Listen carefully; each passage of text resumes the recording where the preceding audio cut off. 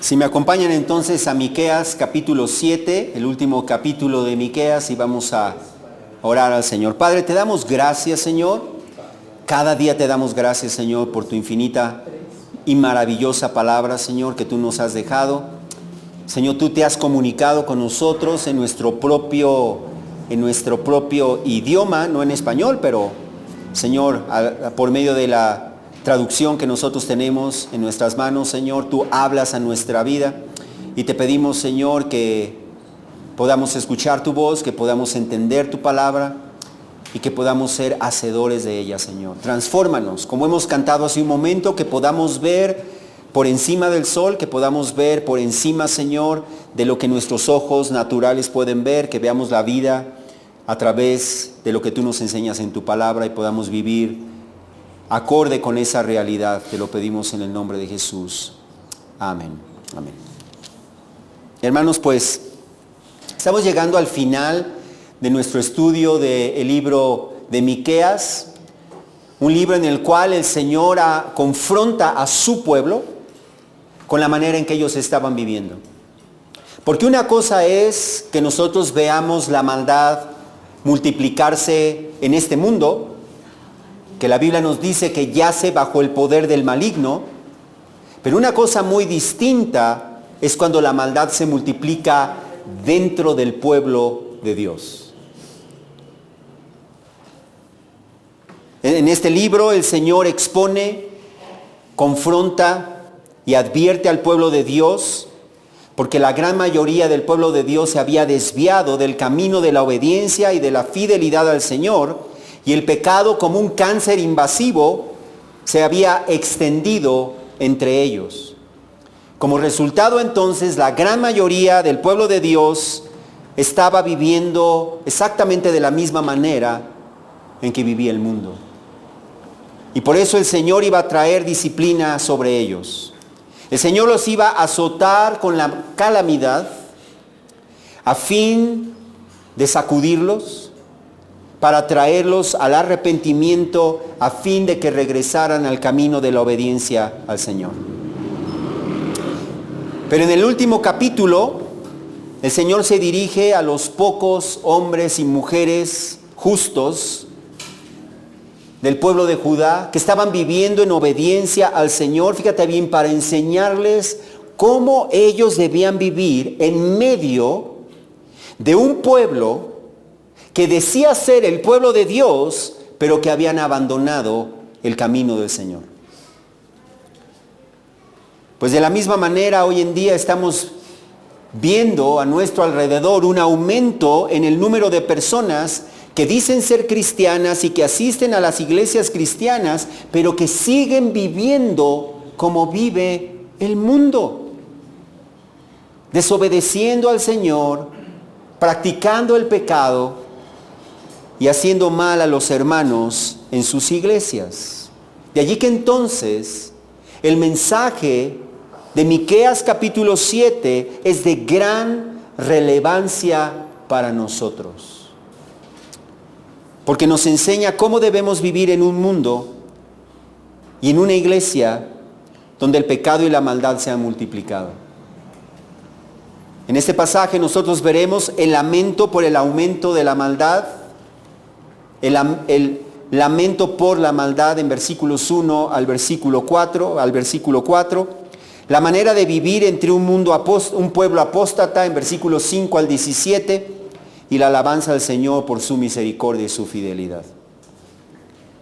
Comenzamos entonces con el lamento por la maldad. El pasaje comienza en versículo 1, observa el versículo 1, dice, ¡ay de mí! Miqueas comienza con un profundo y doloroso lamento.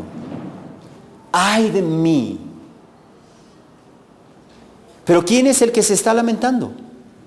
¿Y por qué se está lamentando? En el capítulo anterior concluye con el Señor diciéndoles a Judá y a Jerusalén, te entregaré a la destrucción. Observa ahí en tu Biblia el versículo 13, te haré enfermar, hiriéndote, asolándote por tus pecados. Tú comerás, pero no te saciarás, y tu maldad estará en medio de ti. Apartarás, pero nada salvarás, y lo que salves yo lo entregaré a la espada. Sembrarás, pero no segarás. Y al final, en el versículo 16, te entregaré a la destrucción y a tus habitantes a la burla. Ustedes tendrán que soportar el oprobio de mi pueblo. De allí que entonces en el capítulo 7, Miqueas, como parte del pequeño remanente, de los pocos que quedaban en medio de un pueblo apóstata, en medio de un pueblo que andaba caminando, imitando los consejos de Acab, en los mismos caminos del rey Omri, en desobediencia al Señor, en idolatría. Miqueas entonces, en medio de un pueblo así, él se lamenta. Y él se lamenta describiendo la condición de su pueblo por el aumento de la maldad entre ellos. Él se lamenta, como dice en versículo 1 a continuación, porque soy, dice el profeta, soy como los recogedores de frutos de verano, como los rebuscadores en la vendimia. No hay racimo de uvas que comer, ni higo temprano que tanto deseo. Observa cómo Miqueas utiliza una figura de lenguaje que se llama símil. Un símil es una comparación en donde se usa la palabra como. Miqueas dice que él es como los que recogen la cosecha de frutos de verano, y como los rebuscadores, los que buscan las uvas que quedan sin recoger en la cosecha. Y luego añade allí en el versículo 1, ¿en qué sentido? Es que él era como los cosechadores y como los rebuscadores. En la cosecha nos dice, no hay racimo de uvas que comer, ni higo temprano que tanto deseo.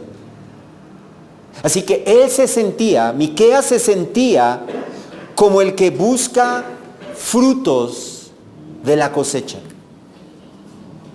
Imagínate que tú eres un cosechador y vas a los campos buscando la cosecha en los tiempos de la cosecha y no encuentras nada. Y eres como los rebuscadores, es decir, como aquellos que después de la cosecha van buscando a ver si quedaron alguno que otro fruto que se hubiera olvidado, que se les hubiera pasado recoger. Y dice, y no encontré nada. No encontré nada, no encontré ni siquiera rebuscos. Pero ¿qué quiere decir Miqueas con esta comparación, con este símil? Él mismo nos explica en el versículo 2. Nos dice, ha desaparecido el bondadoso de la tierra y no hay ninguno recto entre los hombres. La palabra hebrea para desaparecido significa perecido. Ha perecido, ha sido exterminado, ha sido destruido. ¿Quiénes? Los bondadosos de la tierra. Esa palabra bondadosos, la palabra hebrea que ahí se traduce como bondadosos, se refiere a los fieles que andan con el Señor. Los piadosos, los rectos, los justos, los que hacen lo correcto. Así que prácticamente está diciendo Miqueas, fui a buscar entre mi pueblo aquellos que caminan con Dios y no encontré a nadie. ¿Puedes imaginarte qué condición más deplorable? No los estaba buscando en Asiria, no los estaba buscando en Babilonia, no los estaba buscando en Egipto, los estaba buscando en Judá, entre la tierra que el Señor había dado a su pueblo, entre aquellos que decían ser parte del pueblo de Dios.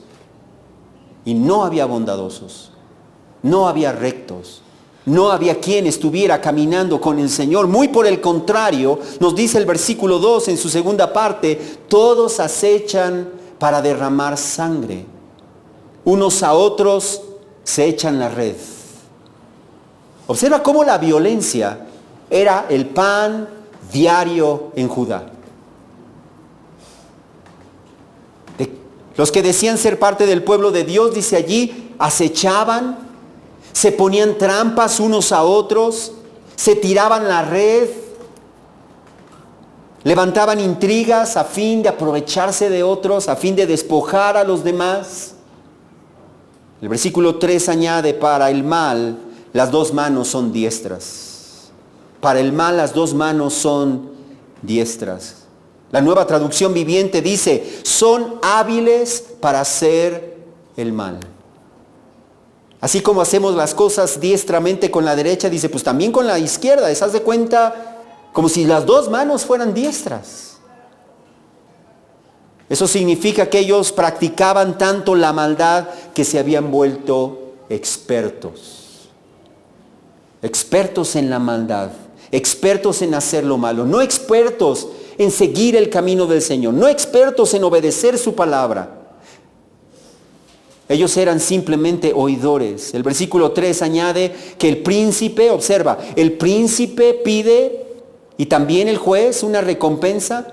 El grande habla de lo que desea su alma y juntos lo traman. ¿Te das cuenta cómo aún los gobernantes, los jueces, los poderosos en Judá, ellos actuaban juntos, se confabulaban para despojar a la gente en el pueblo de Dios? Y por eso el versículo 4 dice que el mejor de ellos era como un zarzal y el más recto como un seto de espinos. Observa este símil que hace el profeta. Un zarzal era un arbusto espinoso que no da fruto, no sirve para nada y lo único que hace es lastimar, herir a aquellos que se enredan con ellos. Por su parte, un seto de espinos era como una cerca o una valla que tú hacías con espinas que se usaba para obstruir el paso. Pues así eran los más buenos en el pueblo de Judá. Eran como un seto de espinos, como una valla de espinos, como un zarzal. No había fruto en ellos, no producían nada bueno. Solamente herían, lastimaban, hacían daño a sus hermanos dentro del pueblo de Dios. Ellos eran inútiles para lo bueno, se habían vuelto inútiles para lo bueno, expertos para lo malo, pero ellos creían que estaban bien con Dios. Ellos creían que caminaban con Dios. Ellos creían que el que no tranza, no avanza. Ese era su lema. Y de allí que se aprovechaban de los demás, estafaban a los demás, despojaban a los demás, aún con violencia, y el gobierno estaba coludido con ellos para el mal. Como podemos ver entonces, la situación en los tiempos de Miqueas no era muy distinta de los días que estamos viviendo en la actualidad. Y por eso Miqueas se lamenta. Pero el Señor dejó claro cuál sería el resultado de la conducta malvada del pueblo de Judá. Observen el versículo 4, dice, el día que pongas tus centinelas, tu castigo llegará. Está hablando a su pueblo. En el texto hebreo literalmente dice, el día de tus centinelas, tu castigo ha llegado. El día de tus centinelas, tu castigo ha llegado. ¿Qué era un centinela? Un centinela era un vigilante que se ponía en las murallas de la ciudad a fin de vigilar el horizonte, y su propósito, su función era que si él veía un ejército a la distancia, poder anunciarle a la ciudad que el peligro venía para que ellos pudieran estar preparados. Es posible que Miqueas se refiera a los profetas como los centinelas, porque los profetas eran los encargados de anunciar al pueblo advertencia, juicio, a fin de que ellos se prepararan y dejaran sus malos caminos para que el juicio no cayera sobre ellos. Pero ellos no hicieron caso. No hicieron caso a sus centinelas. No hicieron caso a sus profetas que les anunciaban que debían ellos arrepentirse. Y entonces les dice que el juicio iba a caer sobre ellos, y entonces la confusión iba a predominar. Iba a caer sobre ellos la confusión como una red, como una trampa. Esa palabra confusión comunica la idea de pánico, terror, angustia, agitación. El Señor entonces traería todo eso sobre los pecadores. Pero el Señor quería que su remanente, los pocos que quedaban así como Miqueas, contados, tan contados que prácticamente no existían, que ellos supieran, fíjate bien, cómo debían vivir en medio de un pueblo en el que cada quien estaba tomando su propio camino. Y por eso es importante para nosotros. Porque la Biblia nos dice en el Nuevo Testamento que conforme pase el tiempo, más se irá multiplicando la maldad y que más aquellos que dicen ser cristianos vivirán exactamente como el mundo. ¿Y cómo vamos a vivir nosotros? ¿Cómo vas a vivir tú en medio de un pueblo así? El Señor le enseña a su pueblo cómo debía vivir entre los malos en medio de su pueblo. Número 1, Él les enseña que deben ser cautelosos con la gente que dice ser parte de su pueblo. Debían ser cautelosos. Observen el versículo 5. No se fíen del vecino. No confíen en el amigo. De la que reposa en tu seno, guarda tus labios. En otras palabras, ellos debían ser precavidos, ellos debían ser cautelosos, prudentes, no debían ser ingenuos, no debían ser confiados, no debían estar desprevenidos. Ellos debían prestar atención a la manera en que la gente estaba viviendo. Jesús dijo claramente que un árbol se conoce ¿cómo? Por sus frutos. Su pueblo entonces no debía ser ingenuo, creyendo que todos aquellos que dijeran yo soy del Señor, automáticamente eran del Señor simplemente porque ellos lo decían. Ellos debían prestar atención a la manera en que la gente estaba viviendo. No debían dejarse llevar solamente por las apariencias, ni siquiera con las personas más cercanas, como el vecino, el amigo, e incluso, fíjate bien, la esposa, la que se recuesta en su seno, dice allí. ¿Te das cuenta hasta dónde había llegado la condición de Judá? ¿Hasta dónde se había multiplicado la maldad? Que ya no podían confiar ni siquiera en las personas más cercanas. Aún las personas más cercanas no eran confiables, se aprovechaban, defraudaban a sus vecinos, a sus amigos, a sus esposos. Y el Señor nos abre la cortina para ver cómo era la condición en los mismos hogares. Porque el pecado, cuando empieza a multiplicarse y el pueblo de Dios no se vuelve precavido a él, el pecado va a afectar la vida familiar también. Observa lo que estaba pasando en las familias. Versículo 6. Porque el hijo trata con desdén al padre, la hija se levanta contra la madre y la nuera contra la suegra. Los enemigos del hombre son los de su propia casa.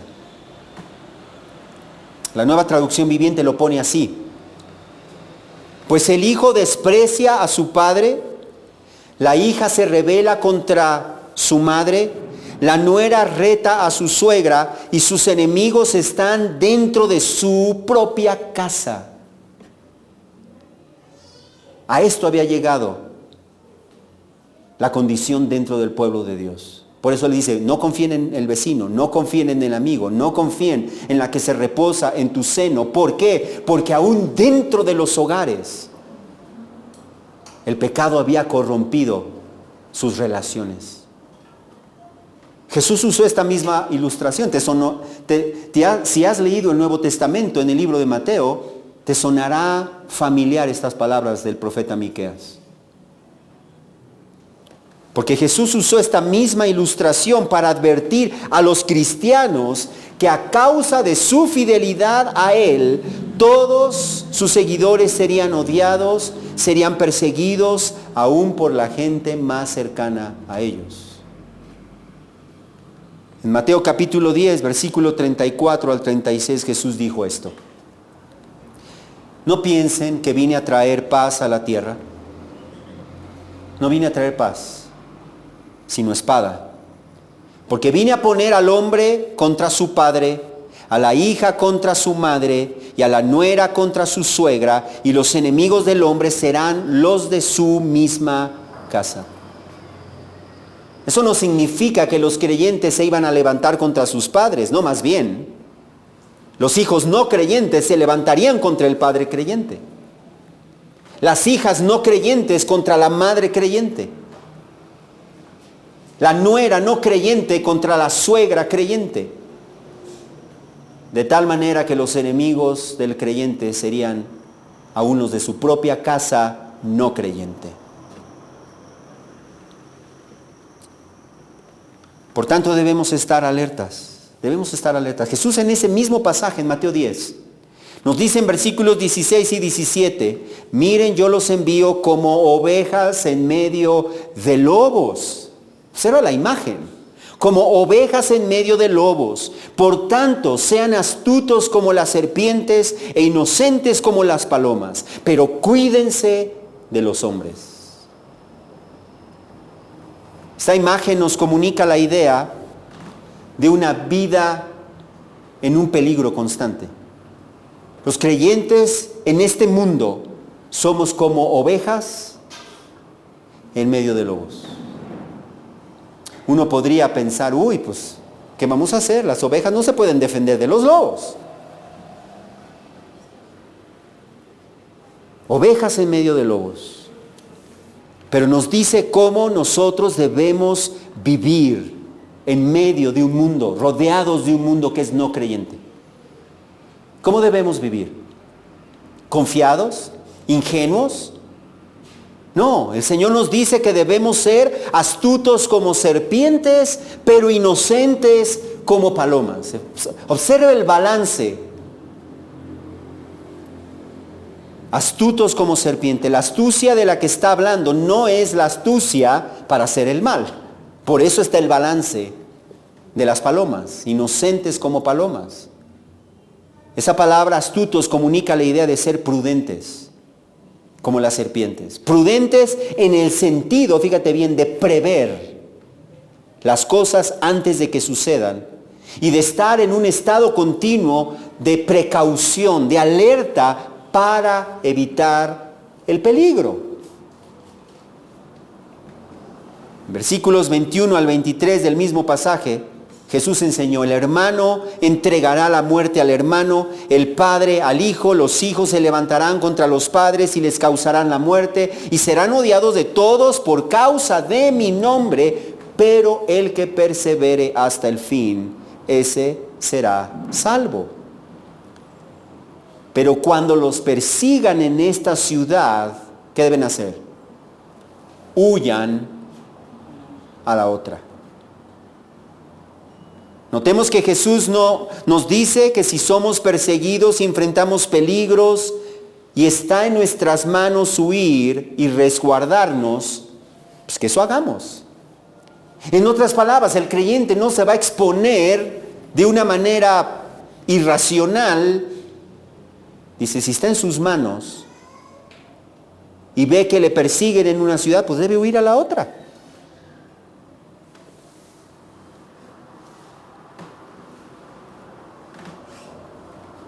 Pero también nos advierte que no debemos de dejar de obedecer al Señor por temor al peligro.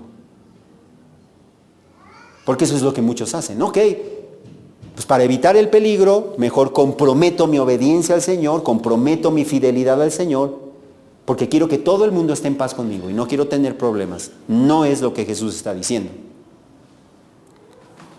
El Señor nos llama al contrario a perseverar en obediencia hasta el fin, sin importar el costo, sin importar las consecuencias, porque solamente aquellos que perseveren hasta el fin, esos serán salvos. Pero mientras nosotros obedecemos y mientras nosotros nos cuidamos en lo que está en nuestras manos, debemos confiar en el Señor. Y eso es lo maravilloso, porque la escena de las ovejas en medio de lobos es totalmente desalentadora. A menos que entendamos que las ovejas tienen un pastor que las guarda, tienen un pastor que las cuida. Y por eso Miqueas en el versículo 7 llama a su pueblo a vivir no solamente precavido, de manera precavida, sino confiando y esperando en el Señor. Observa el versículo 7. Pero yo pondré, fíjate bien, pero yo pondré mis ojos en Yahvé. O sea, hay peligro. Estamos como ovejas en medio de lobos, en donde aún las personas más cercanas pueden traicionarme, pueden levantarse contra mí. ¿Y qué voy a hacer yo? ¿Llorar, desanimarme, ponerme de su lado, volverme desobediente al Señor? Por supuesto que no, dice aquí, pero yo pondré mis ojos, ¿dónde? En Yahvé, en el Señor. Esperaré en el Dios de mi salvación, mi Dios me oirá. Escucha esas palabras de confianza. Yo pondré mis ojos en Él, no importa lo que esté pasando, voy a esperar en Él, no importa lo que esté pasando, porque Él es mi salvación. Y yo estoy seguro de una cosa, mi Dios me oirá. Mi Dios me oirá. Así que entonces, aunque mi familia, mis seres más cercanos se levanten contra mí, mi confianza estará puesta en el Señor. ¿Sabes por qué? Porque el Señor es tu salvación. ¿A dónde más vas a correr? ¿Quién más te va a defender? ¿Quién más puede estar 24 horas, 7 días a la semana contigo? ¿Quién es invencible, sin importar qué grande sea el enemigo que tú enfrentes? Él es tu salvación. Él es el único que determina tu destino. Tu vida y tu futuro están en sus manos exclusivamente. Y Él ha prometido que nunca te dejará, que nunca te desamparará. Jesús dijo que aún Él está pendiente de las cosas más insignificantes de tu vida, como el número de tus cabellos. ¿Tú llevas la cuenta del número de tus cabellos? Pues Dios tiene contados aún tus cabellos. Por lo tanto, mientras obedecemos fielmente su palabra y tratamos de cuidarnos, debemos confiar en el Señor. Y si Dios permite que suframos por obedecer su palabra, pues que así sea. Pues que así sea. No dejemos de obedecer al Señor. No olvidemos las palabras del apóstol Pedro en su primera carta, en capítulo 2, versículo 19 y 20, donde nos recuerda que esto haya gracia, si por causa de la conciencia ante Dios alguien sobrelleva penalidades, sufriendo, ¿cómo? Injustamente. Pues qué mérito hay si cuando ustedes pecan y son tratados con severidad lo soportan con paciencia. Pero si cuando hacen lo bueno sufren por ello y lo soportan con paciencia, esto haya gracia con Dios. Jesús también nos ha dicho en Mateo 10, 28, no teman. No teman a los que matan el cuerpo, pero no pueden matar el alma. Más bien teman a aquel que puede hacer perecer tanto el alma como el cuerpo en el infierno, y ese es Dios. Y también el apóstol Pedro en su primera carta, capítulo 4, versículo 16, nos dice que si alguien sufre como cristiano, que no se avergüence, sino que como tal glorifique a Dios. Y en versículo 19 añade, concluye diciendo, así que los que sufren conforme a la voluntad del Señor, encomienden sus almas al fiel Creador, haciendo el bien. Así que entonces, hermanos, en tiempos de adversidad, no debemos olvidar las palabras del Salmo 121. Debemos aferrarnos a las palabras del Salmo 121 que nos dice, levantaré mis ojos a los montes. ¿De dónde vendrá mi ayuda? Mi ayuda viene de Yahvé, que hizo los cielos y la tierra. No permitirá que tu pie resbale, no se adormecerá el que te guarda, jamás se adormecerá ni dormirá el que guarda Israel. Yahvé es tu guardador, Yahvé es tu sombra a tu mano derecha. El sol no te herirá de día, ni la luna de noche. Yahvé te protegerá de todo mal, Él guardará tu alma. Yahvé guardará tu salida y tu entrada desde ahora y para siempre. Así que podemos confiar en el Señor. Tenemos cuidado, somos precavidos, no somos ingenuos. Sabemos que hay quienes dicen ser creyentes y no lo son, pero al final de cuentas confiamos en el Señor. Número 3, ¿cómo debemos vivir en medio de una sociedad, de un pueblo corrupto? Respondiendo correctamente a la disciplina del Señor. Respondiendo correctamente a la disciplina del Señor. Observa en versículos 8 y 9. No te alegres de mí, enemiga mía, aunque caiga, me levantaré. Aunque more en tinieblas, el Señor es mi luz. La indignación de Yahvé soportaré porque he pecado contra Él. Hasta que defienda mi causa y establezca mi derecho, Él me sacará a la luz y yo veré su justicia. Observa cómo el Espíritu Santo personifica aquí a cualquiera que quiere ver destruido al pueblo de Dios como una enemiga. Dice, mi enemiga es aquella que se alegra de mi caída, que se alegra de la disciplina del Señor. Y esta disciplina del Señor cayó sobre Judá. Sabemos que en el año 586, antes de Cristo, llegaron los babilonios, arrasaron con la ciudad. ¿Y dónde estaba Dios? Pues era precisamente Dios quien estaba usando a los babilonios para darles la vara de la disciplina sobre su pueblo a causa de su rebeldía, a causa de su desobediencia. Pero Miqueas, fíjate bien, hablando por el remanente fiel de Judá, hablando por aquellos que al recibir la disciplina del Señor reaccionarían, dice, aunque el Señor me discipline, aunque yo haya caído, me volveré a levantar.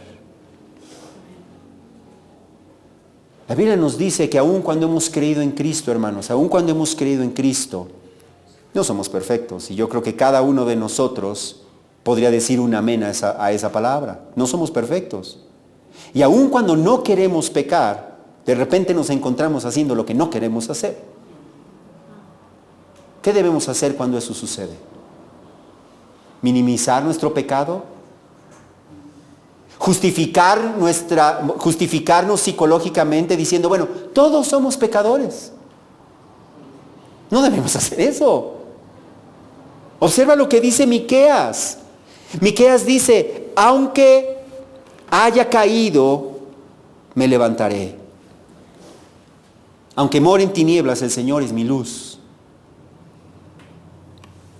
Así que entonces el pueblo, el remanente, acepta el castigo del Señor porque sabe que es culpable. Y dice, es cierto, he pecado contra Él. Su castigo es justo.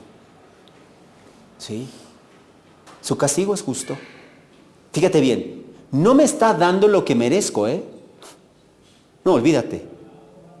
Porque lo que merecemos a causa de nuestro pecado es el infierno. Entonces no te está dando lo que te mereces. Su vara de disciplina es amorosa, es controlada, no es para destruirte. Si Dios hubiese querido destruir a Judá, hubiera arrasado por completo y no deja remanente. Pero la disciplina del Señor es motivada por el amor. Es motivada por el amor. Es la misma disciplina, fíjate bien, que los padres debemos ejercer con nuestros hijos. Escucha lo que nos dice Proverbios 13:24. Nos dice que el padre que evita la vara odia a su hijo. ¿Escuchas eso? El padre que dice, no castigo a mi hijo. ¿Cree que es por amor? No es por amor. Odia a su hijo. El padre que evita la vara a su hijo, odia a su hijo. Dice, pero el que lo ama, lo disciplina con diligencia. No, unas veces sí, otras veces no, y los deja hacer berrinche y otras veces no. Ese no es un padre que ama a sus hijos, porque ese berrinche, en un niño inocente, entre comillas, no es más que el resultado de la semilla del pecado que está en su corazón. Y si no lo corrige, eso que está viendo ahorita, velo en un adulto, en un adolescente de 15 años, de 20 años, en un adulto de 30 años. No es amor. Y es por eso que en Proverbios 3, 11 y 12 nos dice, hijo mío, no rechaces la disciplina de Yahvé, ni aborrezcas su reprensión, porque Yahvé ama al que reprende como un padre al hijo en quien se deleita. El Padre perfecto es Dios y Él disciplina a sus hijos. Y si tú como padre te crees mejor que Dios porque no disciplinas a tus hijos, no entiendes ni qué es el amor. Y no entiendes la responsabilidad que Dios te ha dado como padre hacia tus hijos. Pero Dios, como un buen padre, castiga a los cristianos cuando nos negamos a obedecer. ¿Por qué? ¿Por qué lo hace? ¿Cuál es su motivación? ¿Se deleita en vernos sufrir? ¿Lo hace porque Él es malvado, tirano? Por supuesto que no, fíjate bien, lo hace a fin de hacernos reaccionar y llevarnos al arrepentimiento y de nuevo a la obediencia para que no seamos condenados con el mundo. Para que regresemos al camino de la obediencia, porque en el camino de la obediencia hay bendición. El Señor ya les había dicho en Miqueas 4, versículo 10, retuércete y gime, hija de Sión, como mujer de parto, porque ahora saldrás de la ciudad y habitarás en el campo e irás a Babilonia y allí serás rescatada. Allí te redimirá Yahvé de la mano de tus enemigos. Así que entonces, ¿cómo debemos reaccionar cuando el Señor nos disciplina? No aferrándonos a nuestra rebeldía, reaccionando en arrepentimiento y diciendo, Señor, perdón, eso que estaba haciendo, tienes toda la razón al disciplinarme, yo sé que esto que estoy sufriendo es una llamada de atención por lo que estoy haciendo, Señor, perdón, no quiero más ese camino.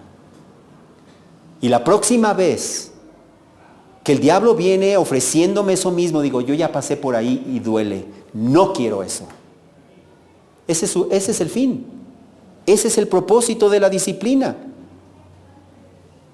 Pero si nosotros respondemos adecuadamente a la disciplina, número 4, debemos esperar la restauración del Señor. Esperar la restauración del Señor. Porque fíjate bien, nos dice en versículo 10 que Él humillará a nuestros enemigos. Observa el versículo 10. Entonces mi enemiga lo verá y se cubrirá de vergüenza la que me decía, ¿dónde está Yahvé tu Dios? Mis ojos la contemplarán y entonces será pisoteada como el lodo de las calles. Observa cómo vuelve a mencionar a la enemiga de su pueblo, que se alegra de su caída, se alegra de que estaba siendo castigada por el Señor y diciendo, pero ella va a ser testigo de cómo el Señor tendrá misericordia de mí. Y el Señor me levantará, y el Señor defenderá mi causa, y el Señor establecerá mi derecho y me sacará a la luz. Y al ver la infinita, inexplicable e inmerecida bondad del Señor hacia su pueblo, su enemiga que dudaba de la bondad del Señor, que cuestionaba la bondad del Señor, quedará totalmente avergonzada. avergonzada y será humillada por completo, porque será como pisoteada como el lodo de las calles. Así que entonces Dios promete castigar a los que le hacen daño a su pueblo. Y un día Dios va a hacer lo mismo con aquellos que nos hacen daño si nosotros estamos caminando en obediencia al Señor. En la segunda carta a los Tesalonicenses, capítulo 1, versículos 6 y 7, nos dice que es justo delante de Dios que Él pague con aflicción a quienes los afligen a ustedes. ¿Cuándo? Cuando el Señor Jesús se ha revelado desde el cielo con sus poderosos ángeles en llama de fuego. Él va a castigar a nuestros enemigos. Quizá no lo haga en este momento, pero un día lo hará. No solamente eso, Él va a edificar a su pueblo. Observa versículos 11 y 12. Viene el día para la edificación de tus muros. Aquel día se extenderán tus límites.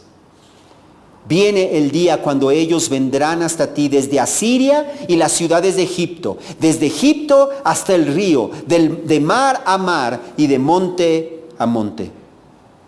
El Espíritu Santo asegura que Judá, es totalmente seguro que Judá será restaurada.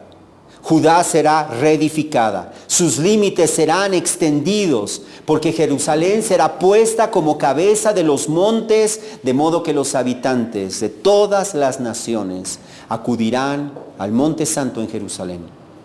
El Señor ya había dicho en Isaías 2, versículos 2 y 3, que confluirán a Jerusalén todas las naciones.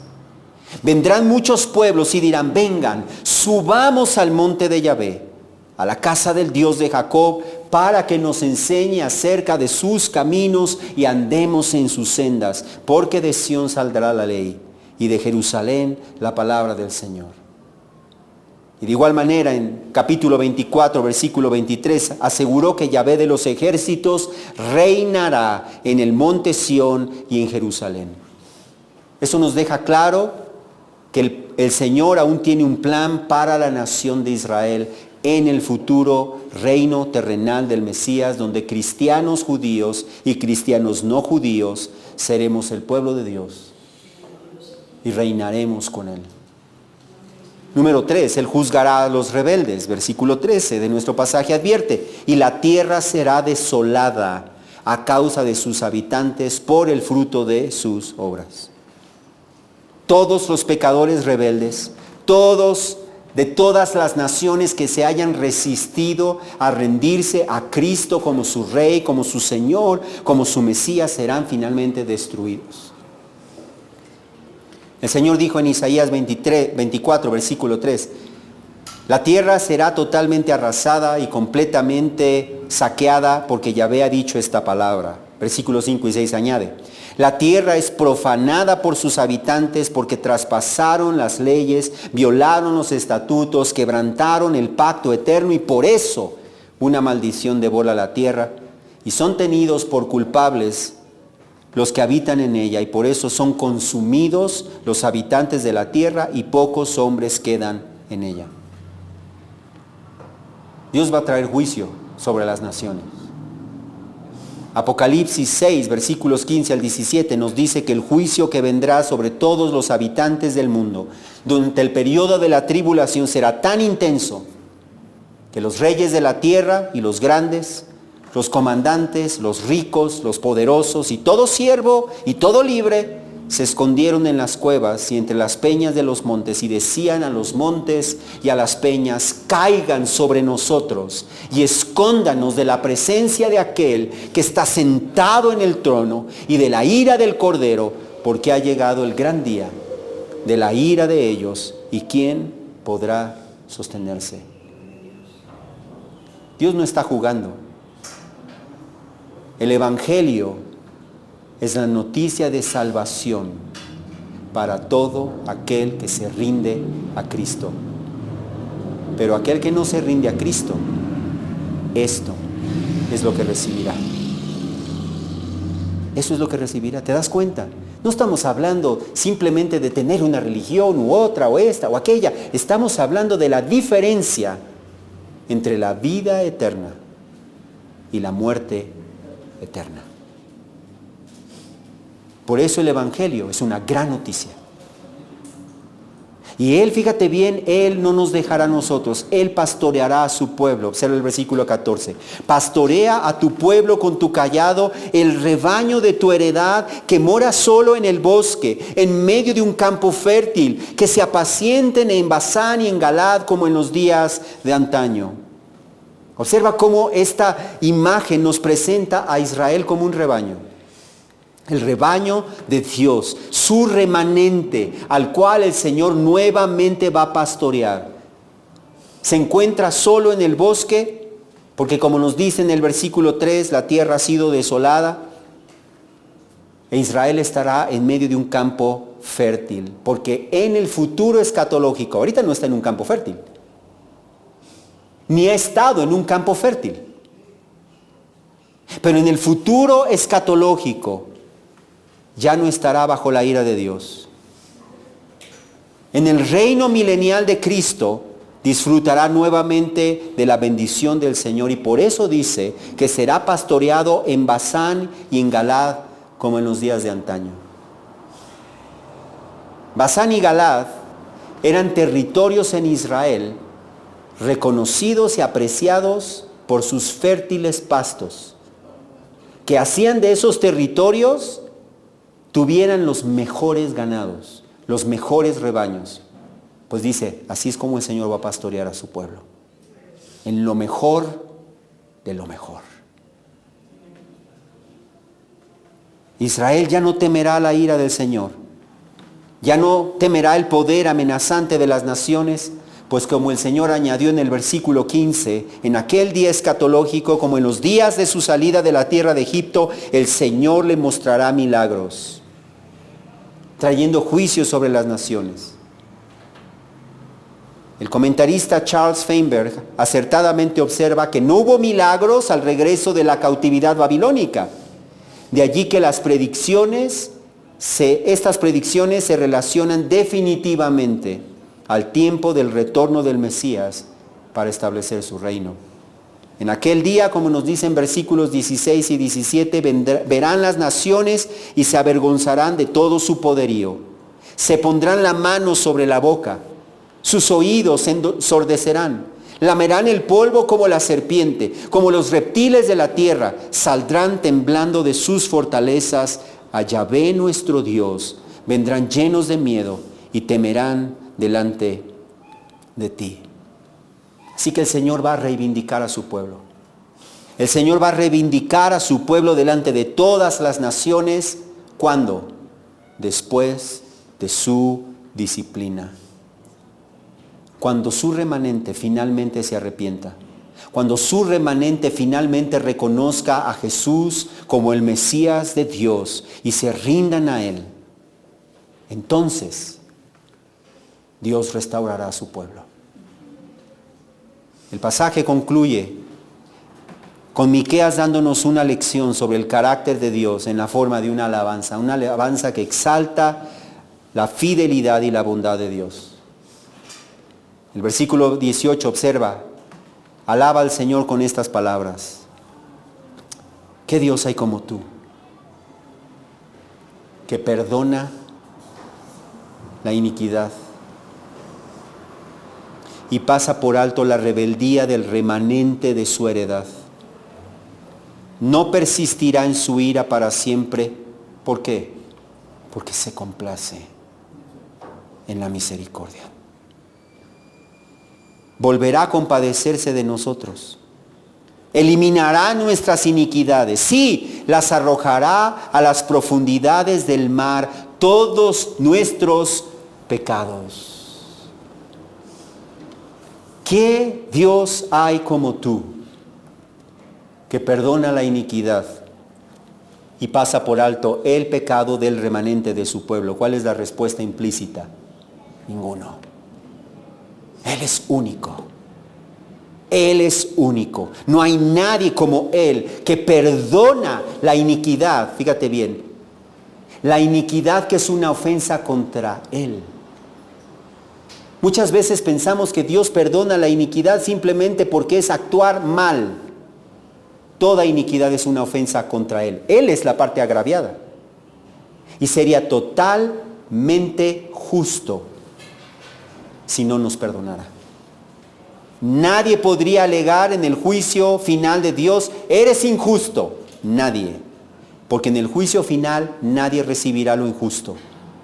Todos recibirán el castigo justo que merecen.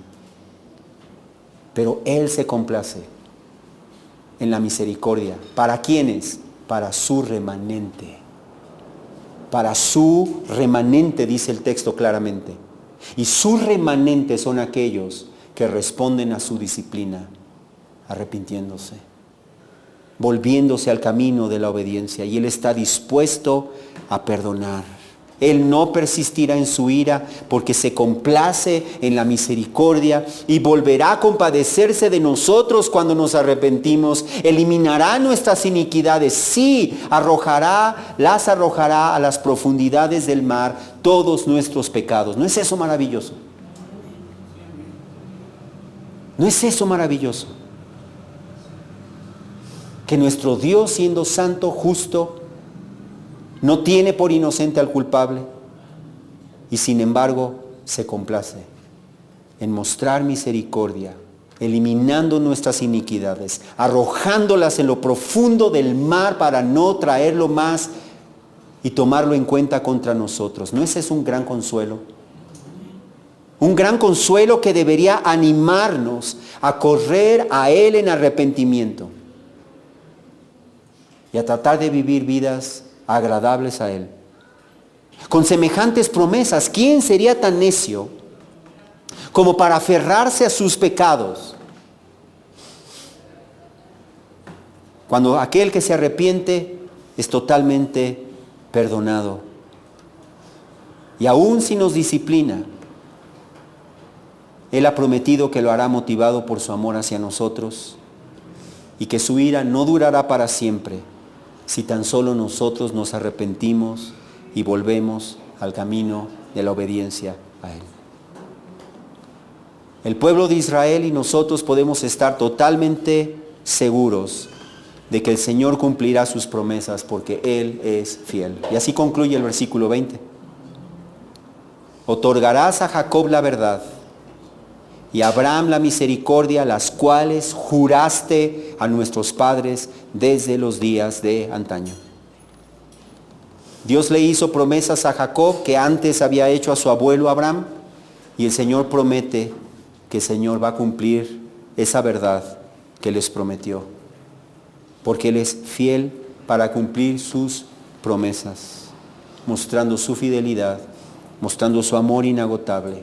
Por lo tanto, vivamos amando y obedeciendo fielmente al Señor, aún a pesar de que nadie más lo haga.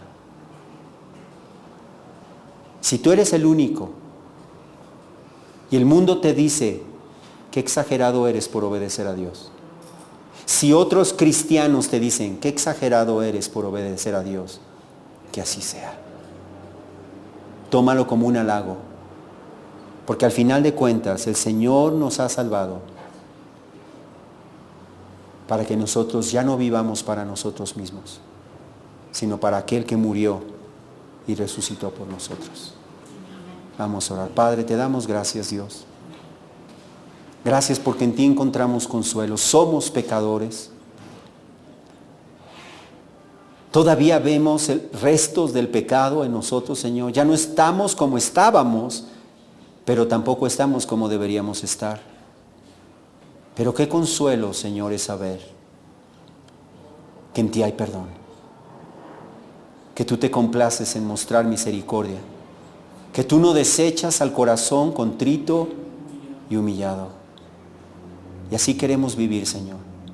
Que jamás nos llenemos de orgullo, que jamás justifiquemos, minimicemos o ignoremos nuestro pecado o lo olvidemos, sino que vengamos a ti, Señor, siempre con un corazón contrito y humillado, reconociendo nuestro pecado.